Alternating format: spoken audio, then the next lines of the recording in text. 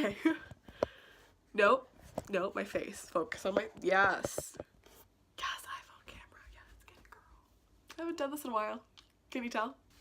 Hi everyone, my name is Julia. I'm just a little nerdy, and I saw Marvel's Infinity War on Sunday. Today is Friday, so like 5 days ago, 6 days ago, whatever, you know. And I have some thoughts on it. Now, I'm not gonna stand here and like get on a soapbox and say like I am the biggest Marvel fan ever. I don't have a lot of experience with the MCU, still learning, still trying to figure things out, but I am a big fan of a lot of YouTubers who are Marvel fans, most notably the Super Carlin brothers. I love that. And they love Marvel. So I've just been kind of like by osmosis learning about all this stuff, and my brothers love it and my father loves it, so I went and I saw it. It's not like I don't know anything about Marvel, I don't know a ton. So this is kind of the Infinity War review for people who generally wouldn't see Infinity War, if that makes sense. So, you know, super fans come at me, I'm gonna get stuff wrong, like, can tell you that right now. But this just starting a discussion, like, let's talk about a superhero movie.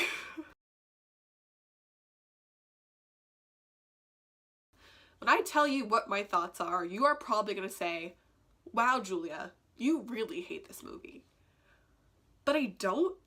I think overall it's a strong film, especially for what it is.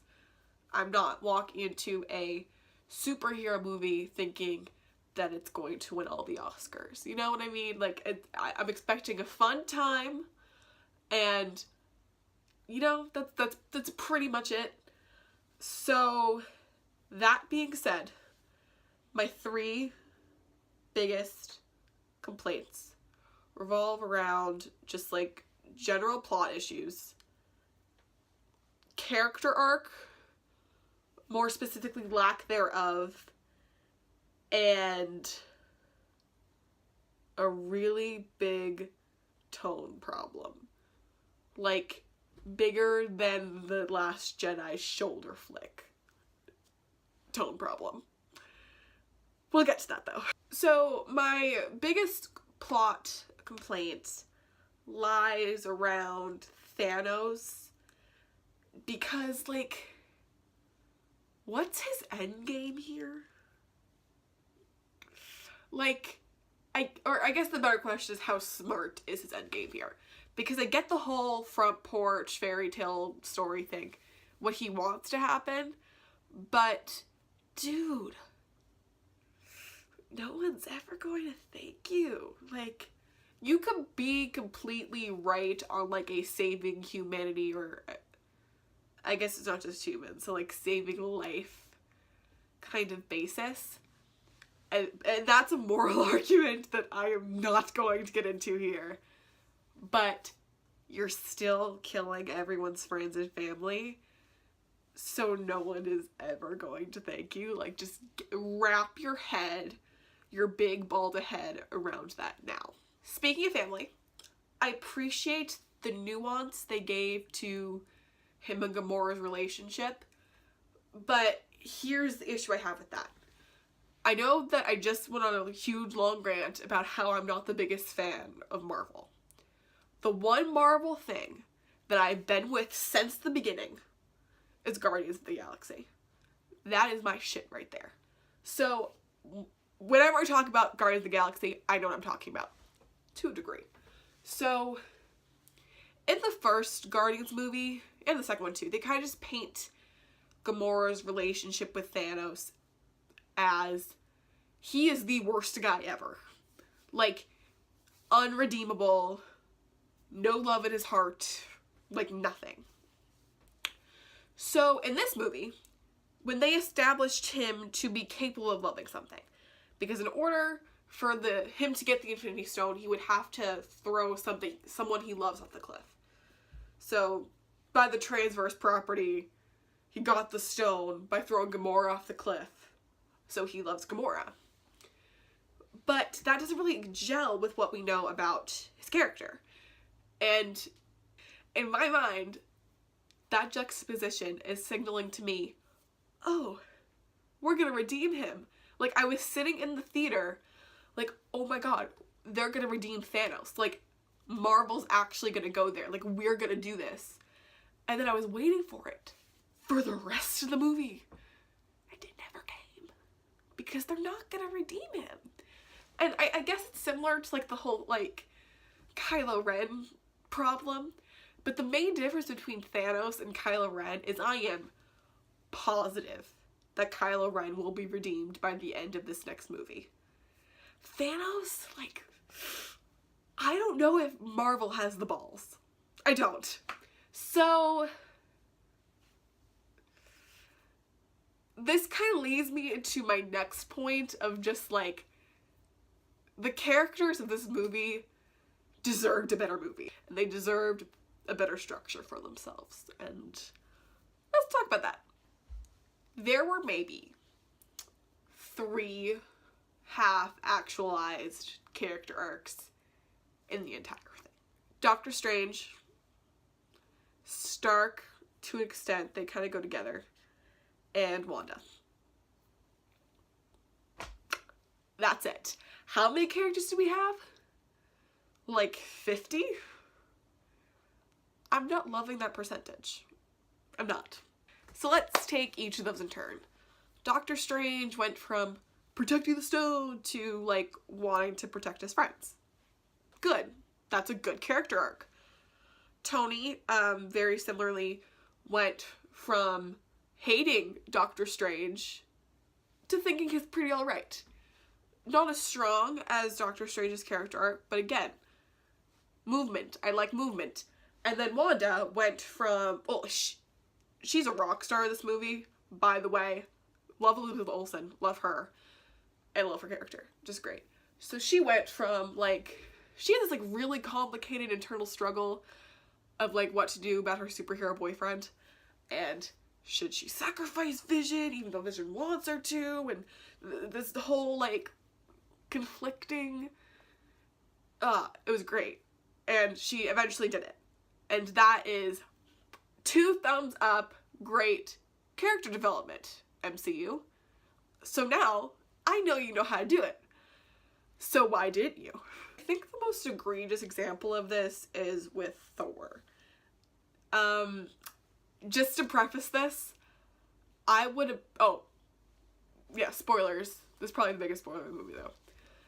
I would have been so okay. Like, so okay with Thor dying with Loki at that first scene. And I'm probably the minority on this one, because I'm not as attached, but I thought that would have been, like, a great full circle story moment. Like, from a filmmaking perspective, I thought that would have been great. But they didn't, and that's fine. Like, he didn't die, I'm cool with it. I'll get over it. But what they did with him next, not great. So, Loki died. And then after that, they established that Thor's whole shtick from now on is avenging his brother and doing all of this and killing Thanos because Thanos killed his brother. Yet I never see him sad about the death of his brother. You see, we have a motive over here, and they're telling us that he has this motive. But I don't see the motive. I'm just being told it. So, right off the bat, I don't like that. Literally, all Thor does, the entire movie, is call Rocket I forget what he calls him. A porcupine? No. I'll insert a picture of the animal that Thor calls him. And he gets a new toy. He gets an axe. Like, okay, cool. But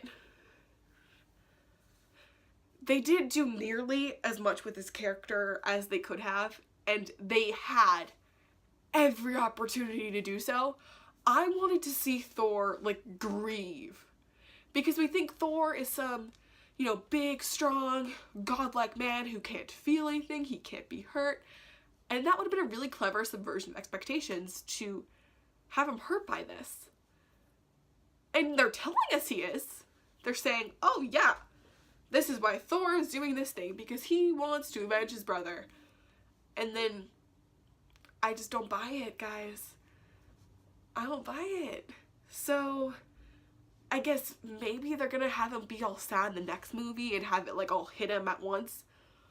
But then I'm not gonna care, because yeah, it might have been 2 days in their universe, but for me it's been 2 years, and I'll just think it's weird. I'm like, why are you still sad, man? It's been 2 years.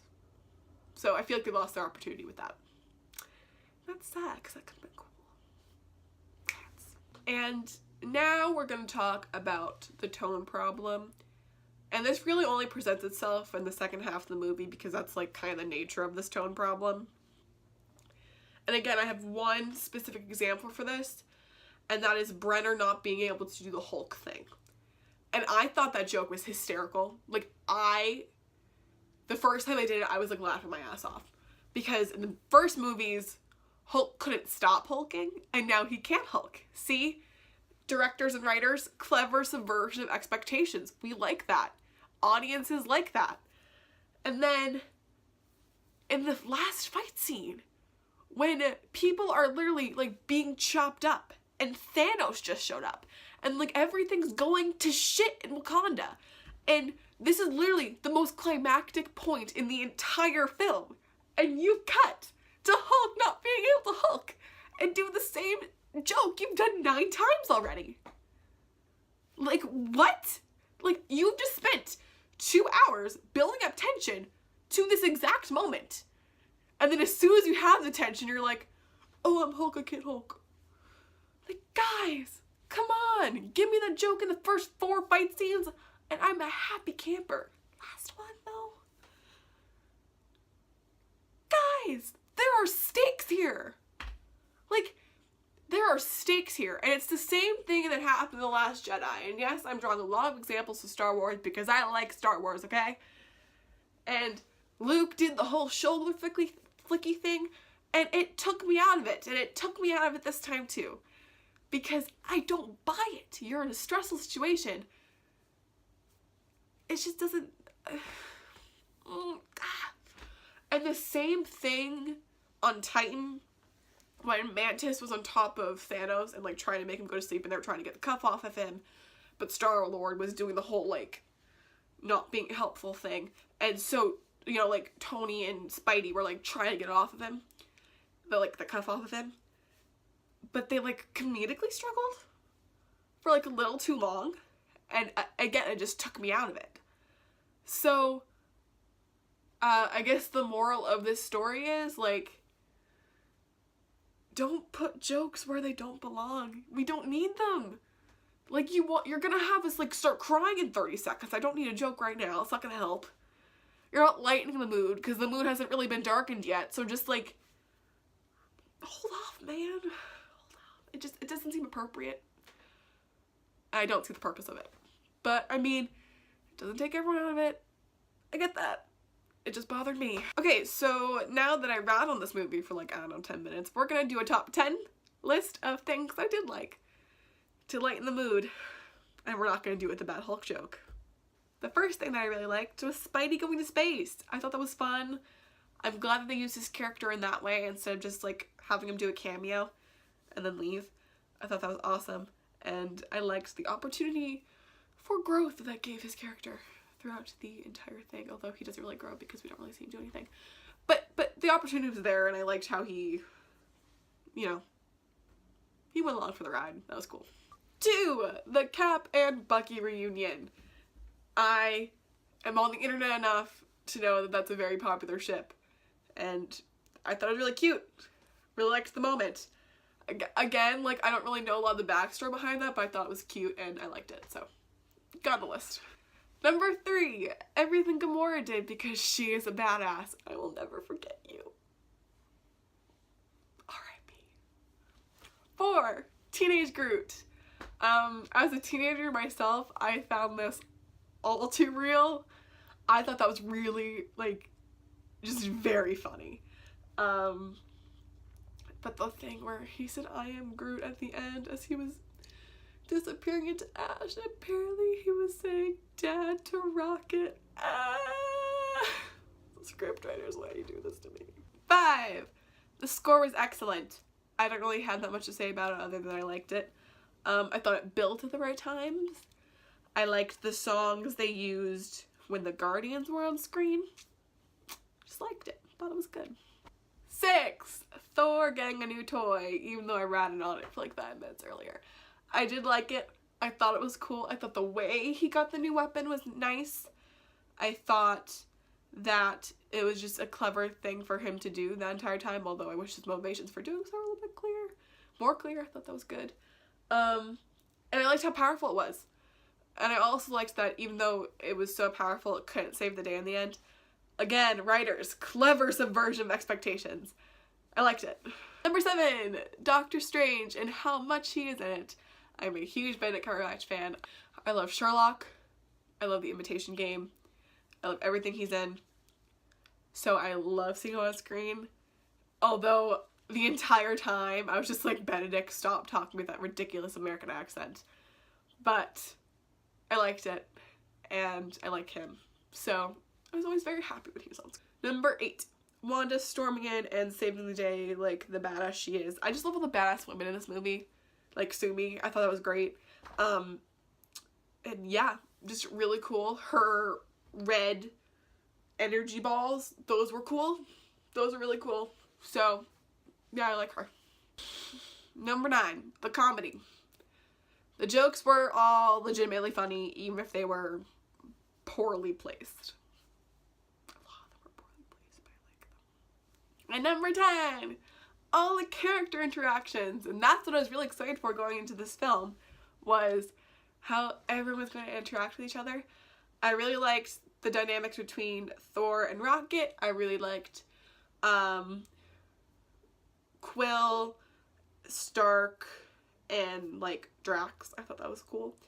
And I liked, especially my favorite thing was Spidey and Doctor Strange. I thought they were so funny together. So yeah, those are the top 10 things I liked. And so now you guys know that I actually don't hate this movie. I mean, I don't. So my favorite Marvel movie, I think I still like Civil War a little bit better. But I liked it a lot, and I'm excited to see what they do with the next one. Like who actually remains dead and who gets to come back. So that'll be interesting, and I'll see you guys in my next video.